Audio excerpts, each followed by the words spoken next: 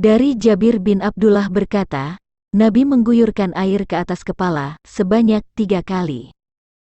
Abu Ja'far berkata, Jabir bin Abdullah berkata kepadaku, anak pamanmu telah datang kepadaku, mengisahkan Hasan bin Muhammad bin Al-Hanafiyah. Ia bertanya, bagaimana cara mandi janabat? Aku menjawab, Nabi mengambil air dengan 3 ciduk telapak tangannya, lalu menyiramkannya ke atas kepalanya, kemudian menyiramkan ke seluruh tubuh. Al-Hasan lalu berkata kepadaku, aku adalah seorang laki-laki yang rambutnya lebat. Aku lalu menjawab, Nabi rambutnya lebih lebat dari rambutmu. Dari Ibnu Abbas berkata, Maimunah berkata, aku menyiapkan air mandi untuk Nabi.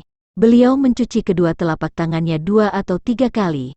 Kemudian beliau menuangkan air ke telapak tangan kirinya, dan membasuh kemaluannya. Kemudian beliau usapkan tangannya ke tanah. Kemudian berkumur dan memasukkan air ke dalam hidung, lalu membasuh wajah dan kedua tangannya.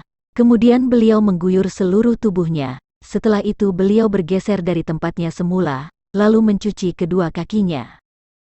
Dari Aisyah berkata, jika Nabi mandi janabat, beliau minta diambilkan bejana sebesar bejana yang digunakan untuk memerah susu.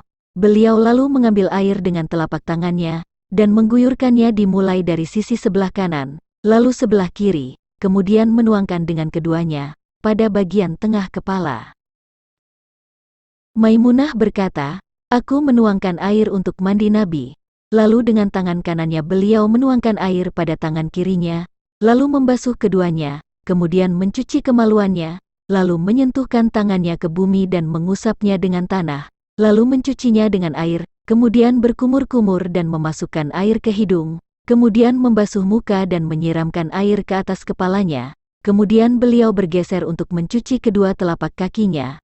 Setelah itu beliau diberi handuk, tapi beliau tidak mengeringkan badannya dengan handuk tersebut. Dari Maimunah, bahwa Nabi mandi janabat, beliau lalu mencuci kemaluannya dengan tangan, lalu beliau menyentuhkan tangannya ke dinding, lalu mencucinya dengan air, kemudian berwudu sebagaimana wudu untuk sholat. Selesai mandi beliau mencuci kedua kakinya.